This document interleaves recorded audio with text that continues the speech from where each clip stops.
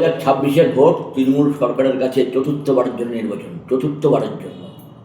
কিন্তু এটা অভয়া এবং তামান্নার মৃত্যুর পর, অভয়া এবং তামান্নার মৃত্যুর পর এটা কিন্তু প্রথম ভোট। যাই হোক, 2026-এর ভোটের সঙ্গে আমরা 2011-র ভোটের অনেক মিল পাচ্ছি।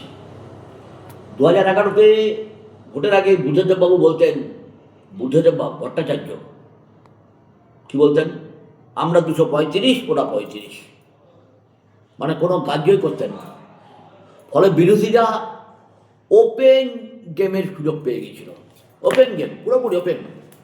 বিভিন্ন রকম আন্দোলন হলো, সেই আন্দোলনের কোনো বুদ্ধদেববাবু কিছুই করলেন না, ওপেন ছাড়লেন।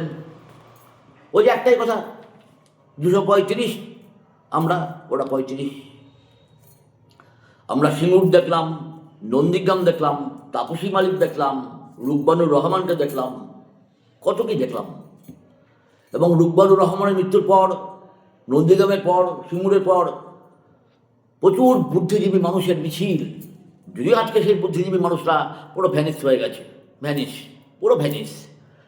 কংগ্রেস সিপিএম এক হলো এবং 2011 নির্বাচনে 4টি স্তম্ভ কাজ করেছিল। মেন স্তম্ভ অবশ্যই দিদি, মেন স্তম্ভ। আরেকটি স্তম্ভ হচ্ছে শুভেন্দু অধিকারী এবং তার পিতা শ্রদ্ধেয় শিশির অধিকারী।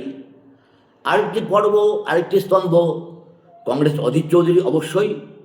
আরেকটি স্তম্ভ যাকে অস্বীকার করা যায় না, অস্বীকার করা কিছুতে যাবে না, সেটা মুকুল রায়ের ব্রেন, মস্তিষ্ক।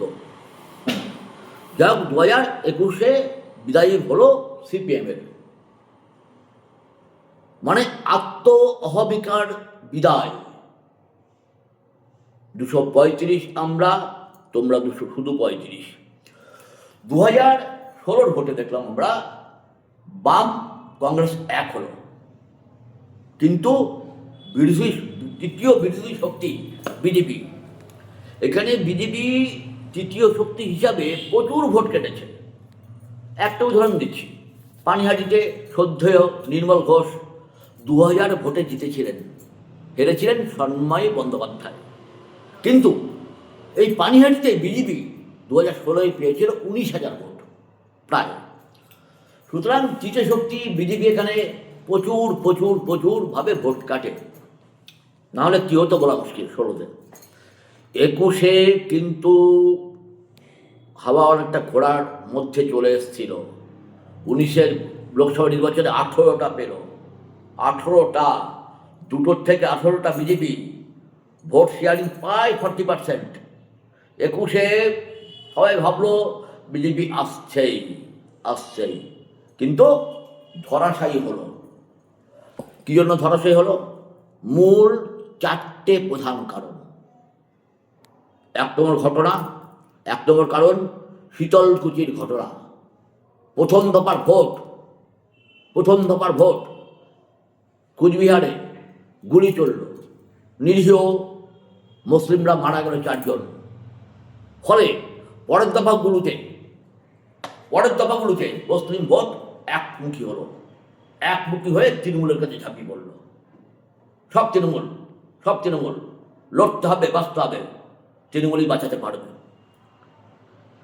সেকেন্ড হচ্ছে পয়েন্ট, দিদির পা ভেঙে যাওয়া হঠাৎ করে, খুবই দুঃখজনক ঘটনা। তৃতীয় পয়েন্ট হচ্ছে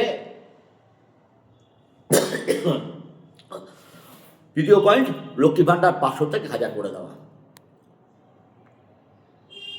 এবং চতুর্থ পয়েন্ট, দিদি ঘোষণা করলেন 294টি আসনেই প্রার্থী আমি।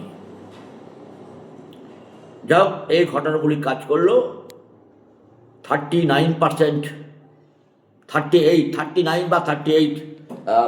ভোট নিয়ে বিজেপি 77টা আসনেই সন্তুষ্ট হলো। দিদি পেয়ে গেল 46.85%, দিদি 216টা হলো। এবার কিন্তু কি হবে সেটা কিন্তু খুব মুশকিল।